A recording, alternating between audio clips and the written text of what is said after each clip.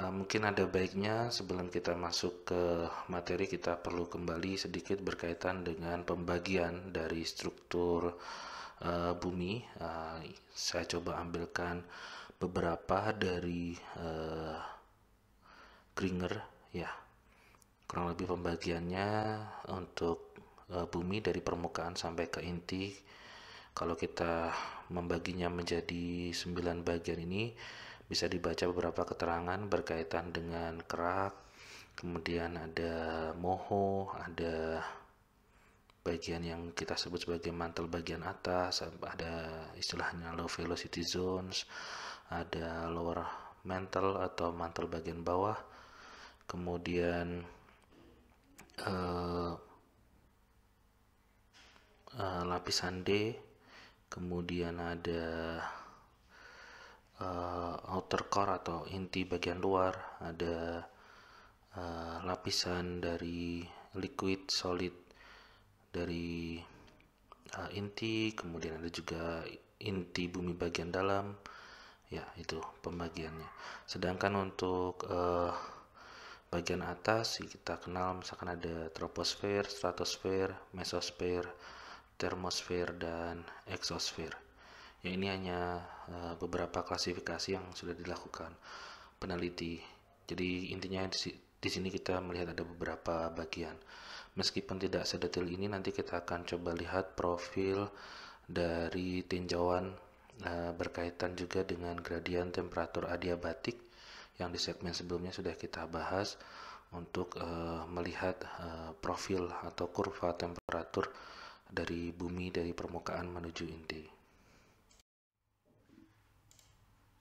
Baik, kita akan coba lihat dulu secara cepat terkait dengan persamaan yang sudah kita dapatkan berdasarkan penjelasan di segmen sebelumnya untuk gradien temperatur adiabatik dengan menggunakan beberapa nilai untuk bagian mantel atas.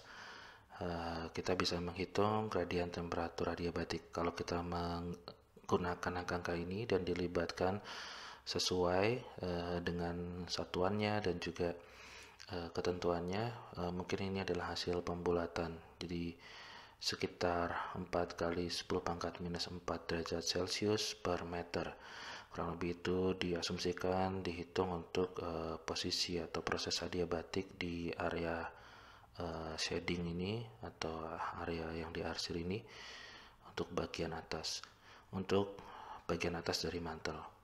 Dari sini kita bisa melihat jari-jari atau dari kedalaman dari permukaan menuju ke bawah dari bagian mantel atas sampai ke inti.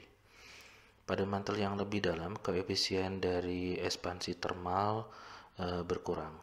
Banyak studi untuk estimasi peningkatan temperatur di mantel dilakukan dan hasilnya menunjukkan peningkatan temperatur seiring dengan kedalaman meskipun gradien temperatur adiabatik menjadi pendekatan pada mantel bagian atas. Jadi di sini yang dimaksud dengan ekspansi termal itu adalah alfa ini ya berarti ya. Kemudian kalau CP itu adalah specific heat sebagaimana yang sudah dijelaskan di segmen sebelumnya. Terus kemudian kalau kurva garis hitam ini mungkin perhitungan adiabatik hanya dilakukan untuk bagian ini dan putus-putus ini adalah estimasi jika proses gradien temperatur adiabatik dilakukan pada bagian mantel atas dan juga bagian bawah. Oke, jika mantel atas dan mantel bawah dipisahkan sistem konveksi, maka temperatur akan meningkat beberapa ratus derajat melewati batas lapisan pada 670 km ini. Ya, kurang lebih ini adalah posisi 670 km dengan tadi sudah disebutkan gradien 4 kali 10 pangkat minus 4 atau 0,4 untuk satuan derajat Celcius per kilometer. Kalau ini satuannya derajat Celcius per meter. Nah, untuk bagian bawah ini kurang lebih keyakinannya yang disampaikan berkurang, yaitu pada orde 0,3 derajat Celcius per kilometer. Kita coba bahas di slide berikutnya. Nah, untuk angka ini sama kita gunakan untuk memperkirakan gradien temperatur pada inti luar, di mana temperatur dibatasi oleh suatu besi yang padat di bagian inti dalam bumi. Nah, menggunakan nilai-nilai sebagai berikut, misalkan T ini dalam Kelvin ini harusnya K besar, diperkirakan dari eksperimen leleh tekanan tinggi pada senyawa besi. Jadi ada penelitian berkaitan dengan ini, kemudian alfa diperkirakan pada angka sekian, dan gravitasi pada kedalaman yang lebih dalam pada orde 6 meter per sekon kuadrat. Jadi mungkin kalau studi berkaitan dengan G ini kita perlu melihat lagi materi berkaitan dengan teori potensial untuk gravitasi, terutama untuk bola pejal begitu ya, pada kedalaman R tertentu di dalam bola pejal tersebut. Ya, kurang lebih ini pendekatan yang digunakan. Kemudian spesifik heatnya digunakan angka seperti ini, dan gradien adiabatik dihasilkan angka seperti ini. Nah, karena diperkirakan rasio alfa per Cp atau nilai alfa dan Cp yang sudah disebutkan tadi itu pada inti bumi berkurang terhadap kedalaman, gradien adiabatik dalam inti terluar berkurang dengan terhadap kedalaman, maksudnya dari 0,8 sampai 0,2 derajat Celcius per kilometer. Jadi diperkirakan juga berkurang. Sehingga untuk perkiraan yang dapat disampaikan adalah kurang lebih pada 0,3 plus minus 0,3 derajat Celcius per kilometer. Jadi demikianlah studi dan ketidakpastian pada sifat fisik inti bumi di bagian luar.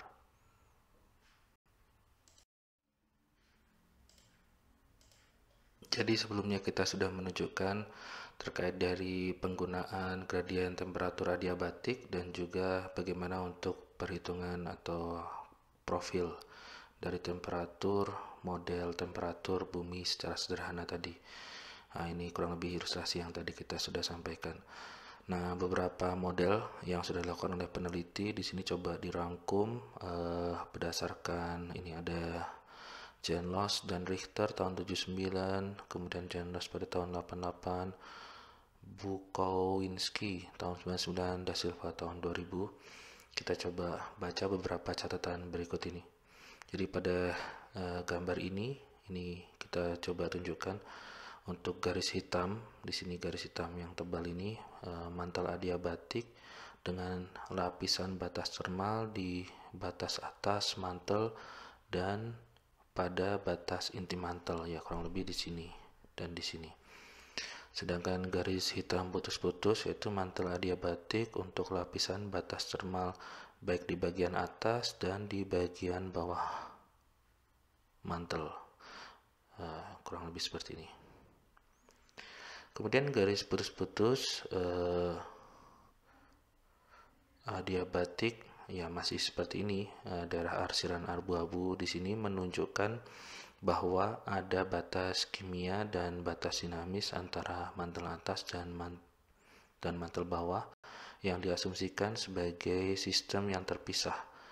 Jadi suhu pada batas inti mantel diasumsikan pada kisaran di sini 2900 sampai 3200 derajat Celcius. Meskipun di sini kita perlu berhati-hati karena disampaikan dalam Kelvin ya. Oke, jadi garis putus-putus pada area adiabatik ya, daerah arsiran abu-abu ini.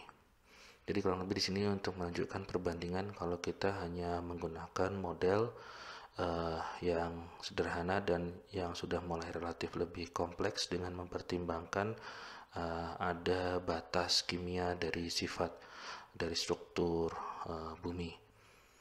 Kemudian untuk studi yang lebih kompleks atau yang lebih baru mungkin ditunjukkan perbandingannya di sini. Jadi perkiraan temperatur bumi berdasarkan eksperimen dan perhitungan teoritis. Di sini eksperimen mungkin sesuatu yang bisa diamati di permukaan dan di skala lab. Sedangkan perhitungan teoritis karena mungkin ada beberapa data yang mungkin tidak bisa kita dapatkan untuk temperatur yang sangat tinggi atau tekanan yang sangat tinggi. untuk tekanan tinggi lebih dari 1000 gigapascal dan temperatur tinggi hingga 6700 derajat Celcius pada zat besi. Jadi ini ada menggunakan eksperimen dan perhitungan teoritis. Kemudian disebutkan daerah arsiran abu-abu menunjukkan ketidakpastian temperatur terhadap kedalaman. Di sini daerah arsiran abu-abu. Nah, kemudian ada kurva perkiraan lama atau estimasi yang dilakukan peneliti yang lebih lama menunjukkan temperatur yang disampaikan sebelum tahun 1987. Ya, berarti sebelum chain loss ini ya berarti ya. Kemudian garis putus-putus adalah gradien super adiabatik teoritis di mantel bawah yang dalam. Oke, jadi ini adalah perbandingan temperatur. Jadi di sini ada perkiraan lama dan perkiraan yang lebih baru. Setelah 1987 dan diperkirakan temperatur yang ada di bumi bagian bawah ini mencapai orde di sini bisa mencapai orde 6000 Kelvin atau lebih ya. Terus terang ini masih daerah ketidakpastian yang bisa dimodelkan.